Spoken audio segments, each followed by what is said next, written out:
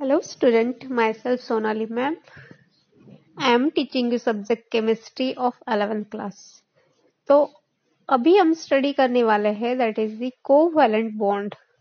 Covalent bond means that bond और chapter का name है केमिकल बॉन्डिंग. ठीक है, उसमें covalent bond means the bond which is form by sharing of electron. Sharing of electrons जो bond form होते हैं उसको बोला जाता है कोवैलेंट बॉन्ड. और इस कोवैलेंट बॉन्ड को लेविस ने डिस्कवर किया है. लेविस नाम के साइंटिस्ट ने डिस्कवर किया है, इसीलिए उसको बोला जाता है covalent bond. The attractive force which exist due to the mutual sharing of electron between the two atoms of similar electronegativity or having small difference in electronegativity is called as covalent bond. ठीक है, simple form में अगर बोलेंगे what is covalent bond, तो जो bond sharing of electron से form होता है उसको बोला जाता है कोवैलेंट बॉन्ड. और डेफिनेशन बोलेंगे तो the attractive force which exist due to the mutual sharing of electron between the two atoms of similar electronegativity or having small difference in electronegativity is called as covalent bond. Covalent bond का simple example है hydrogen molecule.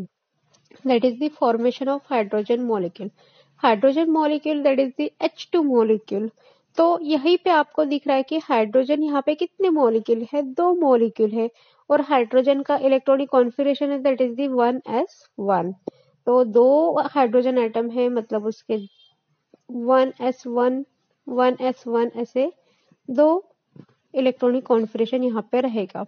मतलब simple form में आप बोलेंगे तो hydrogen के पास एक hydrogen का एटॉमिक नंबर 1 है, तो हाइड्रोजन के पास में 1 इलेक्ट्रॉन है और दूसरे हाइड्रोजन के पास में भी क्या है, 1 इलेक्ट्रॉन है. अगर हाइड्रोजन को एटमॉस्फेयर में स्टेबल बनना है तो वो क्या करता है कि डुप्लेट कंप्लीट करता है. डुप्लेट कंप्लीट करता है मतलब लास्ट ऑर्बिट में कितने इलेक्ट्रॉन लाने की कोशिश करेगा, वो 2 इलेक्ट्रॉन.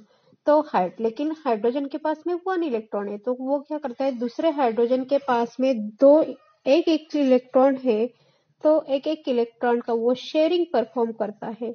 शेयरिंग परफॉर्म करने के बाद में वो 2 इलेक्ट्रॉन दोनों के बीच में रखा जाता है. और दोनों के बीच में जो इलेक्ट्रॉन है और वो आप बॉन्ड से इंडिकेट करते हैं, that is the share pair of electron. In this way that is the formation of covalent bond आपने अभी देखा है. वैसे कोवैलेंट बॉन्ड आप फॉर्मेशन ऑफ Cl2 में भी देख सकते हैं, क्योंकि क्लोरीन का एटॉमिक नंबर कितना है, 2h7. That is electronic configuration neon 3s2 3p5.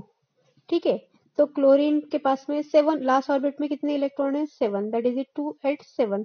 7 जो है वो आपको यहाँ पे इंडिकेट किया जाता है. ठीक है, तो क्लोरीन के पास में कितने इलेक्ट्रॉन है, 7. और क्लोरीन फॉर्मेशन ऑफ क्लोरीन मतलब 2 क्लोरीन मॉलिक्यूल, तो एक के पास में 7 इलेक्ट्रॉन, दूसरे के पास में 7 इलेक्ट्रॉन, तो 7 इलेक्ट्रॉन है. मतलब अगर इसको इस क्लोरीन मॉलिक्यूल को ऑक्टेट कंप्लीट करना है तो इसके पास से 1 इलेक्ट्रॉन लेना पड़ेगा. इस क्लोरीन मॉलिक्यूल को ऑक्टेट कंप्लीट करना है तो इसके पास से 1 इलेक्ट्रॉन लेना पड़ेगा. तो दोनों क्या करते हैं, एक इलेक्ट्रॉन की शेयरिंग परफॉर्म करते हैं.